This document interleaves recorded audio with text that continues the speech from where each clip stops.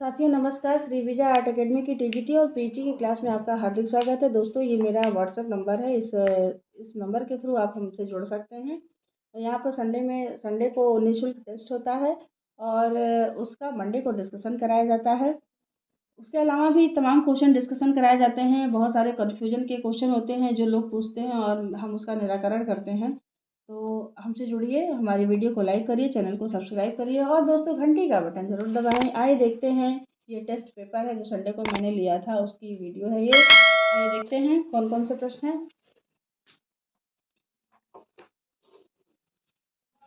पहला प्रश्न है, खोज नामक संस्था में प्रमुख भूमिका निभाने वाली प्रसिद्ध चित्रकार अनीता दुबे कहाँ से हैं? ए दिल्ली, बी लखनऊ, सी चेन्नई, डी केरल। तो अनीता दुबे जो है लखनऊ की कलाकार है। अगला प्रश्न देखिए, खोज नामक संस्था कहाँ पर स्थित है? पहला मुंबई, दूसरा दिल्ली, सी हैदराबाद, डी इनमें से कोई नहीं। तो खोज नामक जो संस्था है वो दिल्ली में स्थित है। अगला प्रश्न देखिए, प्रसिद्ध मूर्तिकार अनीश कपूर जिनका जन्म 1954 में मुंबई में हुआ, उनके पिता कहाँ के निवासी थे? ए मुंबई, बी पंजाब, सी ब्रिटेन, डी लंदन। तो उनके पिता जो है वो पंजाब के निवासी थे। अगला प्रश्न देखिए, परमजीत सिंह, गोपी गजवानी, अर्पिता सिंह के गुरु कौन थे? ए अविनाश चंद्र, बी अमरनाथ सहगल, सी अवनींद्रनाथ टैगोर, डी नंदलाल बोस। तो परमजीत सिंह, गोपी गजवानी और अर्पिता सिंह के जो गुरु थे वो अविनाश चंद्र थे। अगला प्रश्न देखिए, हिल्स ऑफ गोल्ड नामक चित्र किस चित्रकार का है? ए अनिल करंजई, बी अविनाश चंद्र, सी मोहन राकेश, डी सभी। तो हिल्स ऑफ गोल्ड नामक जो चित्र है वो अविनाश चंद्र की रचना है। अगला प्रश्न देखिए, भारत के किस कलाकार ने अभिव्यक्तिवादी काल के प्रारंभ में पक्षी नामक श्रृंखला बनाया था? ए अमिताभ बनर्जी, बी अतुल डोडिया, सी आदित्य बसाक, चौथा ए डी रामचंद्र शुक्ल। तो अभिव्यक्तिवादी काल के प्रारंभ में पक्षी नामक जो श्रृंखला थी उसे बनाया था अमिताभ बनर्जी ने। अगला प्रश्न देखिए, अमृत पटेल की प्रसिद्धि चित्रकार होने के साथ साथ भारतीय मिनिएचर पेंटिंग का अभ्यास करने में था। इनकी कला कैसी थी? पहला ए वस्तुनिरपेक्ष, बी प्रभाववादी, सी अभिव्यंजनावादी, डी अति यथार्थवादी। तो अमृत पटेल की जो कला थी वो वस्तुनिरपेक्ष थी, यानी अमूर्त कला थी। अगला प्रश्न देखिए, अनंत जोशी की प्रसिद्धि कला के किस क्षेत्र से है? ए भित्ति चित्रकला, बी चित्रकला, सी मूर्तिकला, डी इंस्टॉलेशन। तो अनंत जोशी की जो प्रसिद्धि है वो कला के इंस्टॉलेशन आर्टिस्ट हैं ये। अगला प्रश्न देखिए, पेरी हाइप्रस नामक पुस्तक के लेखक कौन हैं? ए क्रोचे, बी दांते, सी रस्किन, डी लॉन्जाइनस। तो पेरी हाइप्रस नामक पुस्तक के लेखक लॉन्जाइनस हैं। अगला प्रश्न देखिए, फीलिंग एंड फार्म नामक पुस्तक के लेखक ए कालिंगवुड, बी सुजान लैंगर, सी हेनरिक जिमर, डी निहार रंजन रे। तो फीलिंग एंड फार्म पुस्तक के लेखक है सुजान लैंगर। अगला प्रश्न देखिए, पंडित रविशंकर की प्रसिद्धि किस क्षेत्र में है? ए सितार वादक, बी तबला वादक, सी संतूर वादक, डी मृदंग वादक। तो पंडित रविशंकर जो है वो प्रसिद्ध सितार वादक थे। अगला प्रश्न देखिए, भारत के प्रसिद्ध तबला वादक का नाम क्या है? ए जाकिर हुसैन, बी किशन महाराज, सी फयाज खान और लतीफ़ खान, डी सभी। इनमें से जितने नाम दिए हुए हैं वो सभी के सभी तबला वादक हैं, तो इसमें उत्तर आपका हो जाएगा सभी। रूपदर्शिका गौतम गाथा पुस्तक के लेखक का नाम बताइए। A Jai Appaswamy, B Asit Kumar Haldar, C Amrita Shergil, D E V हैवल।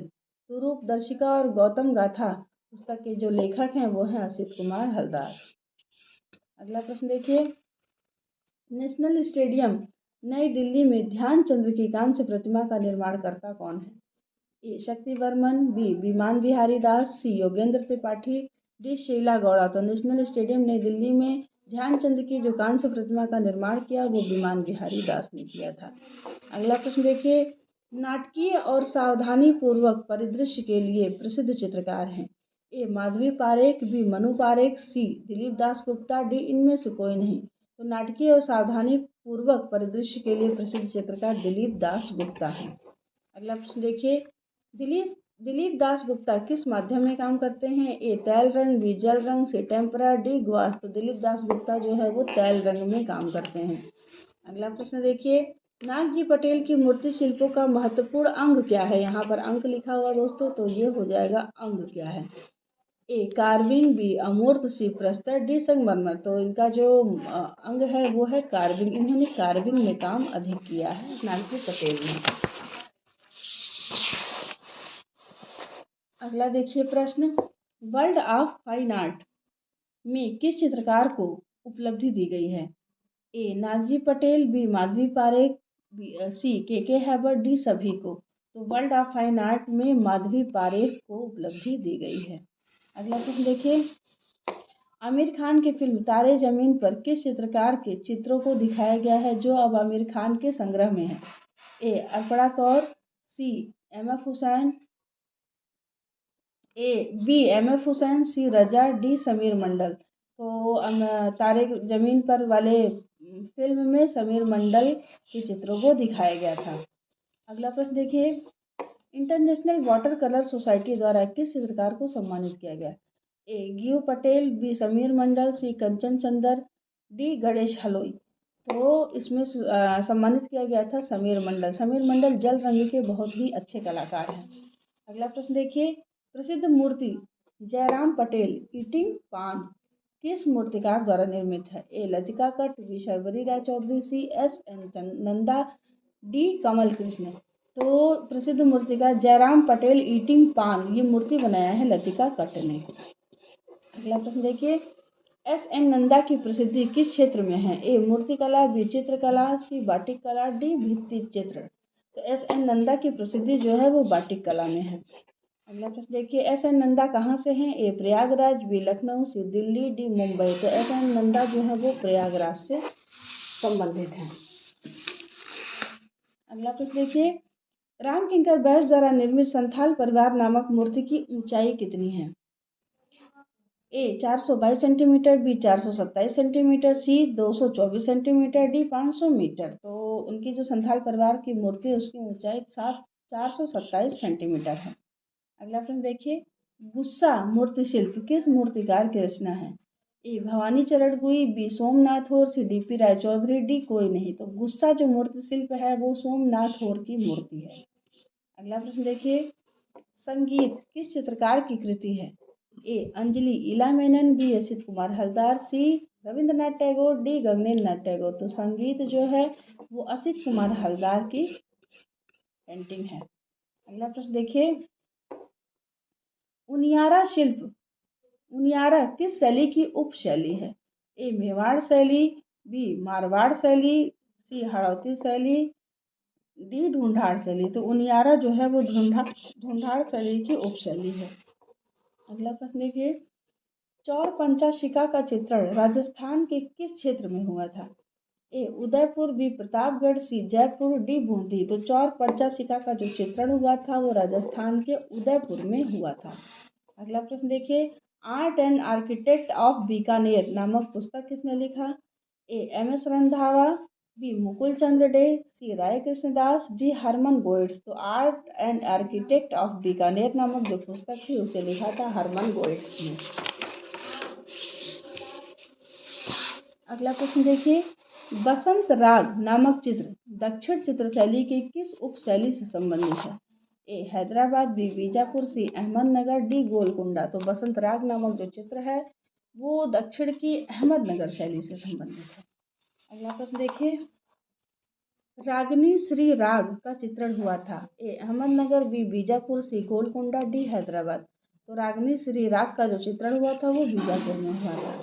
अगला प्रश्न देखिए, एक हाथी जलधारा के पास चित्र किस शैली की है? राजस्थानी शैली, बी मुगल शैली, सी पहाड़ी शैली, डी दक्षिणी शैली। तो एक हाथी जलधारा के पास का जो चित्र है वो दक्षिणी शैली का चित्र है। अगला प्रश्न देखिए, किस शैली में मानवाकृतियां बड़ी कोमल और नाजुक बनाई गई हैं?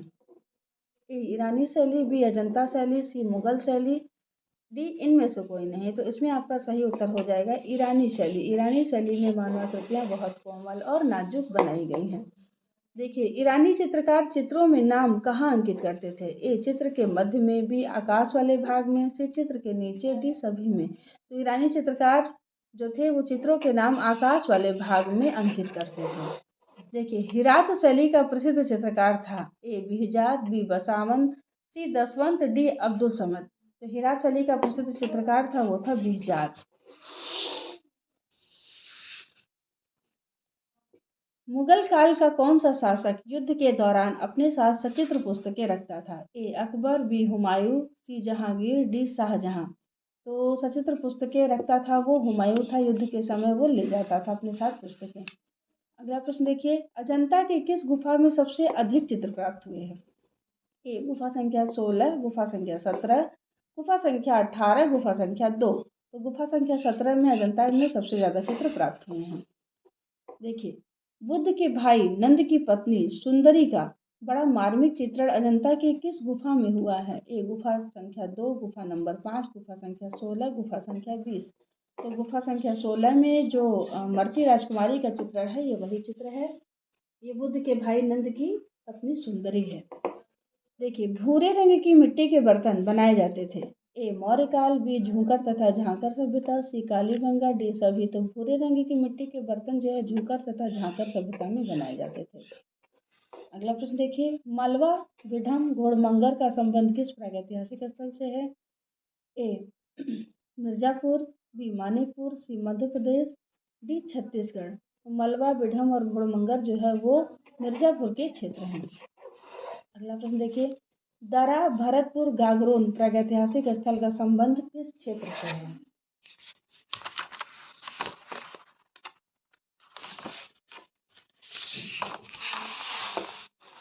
ए राजस्थान, बी उत्तर प्रदेश, सी मध्य प्रदेश, डी उदयपुर। तो दरा गागरोन और भरतपुर जो है राजस्थान के प्रागैतिहासिक क्षेत्र हैं। आचार्य दंडी द्वारा कौन सी पुस्तक लिखी थी जिसमें कुमार उपहार वर्मा ने अपना चित्र स्वयं बनाया था? ए हर्षचरित, बी कादम्बरी, सी दश कुमार चरित, डी कोश। तो दश कुमार चरित जो है आचार्य दंडी की रचना है। अगला प्रश्न देखिए, पाणिनि द्वारा लिखित अष्टाध्यायी ग्रंथ का रचना काल क्या है? ए 500 ईसा पूर्व, बी 400 ईसा पूर्व, सी 700 ईसा पूर्व, डी 100 ईसा पूर्व। पाणिनि द्वारा लिखित अष्टाध्यायी ग्रंथ का जो रचना काल है वो 500 ईसा पूर्व है। अगला प्रश्न देखिए, निम्नलिखित ग्रंथों में 13 अध्यायों में केवल मूर्तिकला पर प्रकाश वर्णित है। ए मत्स्य पुराण, बी स्कंद पुराण, सी हरवंश पुराण, डी अग्नि पुराण। तो वो हो जाएगा आपका अग्नि पुराण। तरंगवती ग्रंथ किस धर्म से संबंधित है? ए जैन धर्म, बी हिंदू धर्म, सी बौद्ध धर्म, डी सभी। तो तरंगवती जो ग्रंथ है वो जैन धर्म की रचना है। अगला प्रश्न देखिए, कलात्मक तथा सौंदर्य का समावेश चित्रकला के किस तत्व द्वारा प्रदर्शित होता है? ए भाव, बी लावण्य योजना, सी सादृश्य, प्रमाण। जिसमें हो जाएगा आपका लावण्य योजना। अगला प्रश्न देखिए, महावीर का वैराग्य किस धर्म से संबंधित चित्र है? ए बौद्ध धर्म, बी जैन धर्म, सी दोनों, डी कोई नहीं। तो महावीर का वैराग्य जो चित्र है वो जैन धर्म से संबंधित है। अगला देखिए, रति रहस्य, दुर्गा सप्तशती, बाल गोपाल स्तुति, गीत गोविंद, बसंत विलास किस शैली से संबंधित ग्रंथ है? ए राजस्थानी शैली, बी मुगल शैली, सी अभ्रंश शैली, डी सभी। तो ये हो जाएगा आपका अपभ्रंश शैली। अगला प्रश्न देखिए, वीर जी काला रामू जीतमल चित्रकार का संबंध किस शैली से है? ए मारवाड़ शैली, बी बीकानेर शैली, सी आजमगढ़ शैली, डी दिल्ली शैली। तो ये हो जाएगा आपका सही उत्तर मारवाड़ शैली। अगला प्रश्न और अंतिम प्रश्न है ये, रामायण का बांग्ला भाषा में अनुवाद किसने किया? ए कृतिवास, बी कालिदास, सी तुलसीदास, डी गोपाल पाल। तो रामायण का बांग्ला भाषा में जो अनुवाद किया था वो किया था कृतिवास ने। तो दोस्तों हमारे चैनल के साथ जुड़े रहिए, हमारे वीडियो को लाइक करिए, चैनल को सब्सक्राइब करिए और घंटी का बटन जरूर दबाइए। साथियों नमस्कार।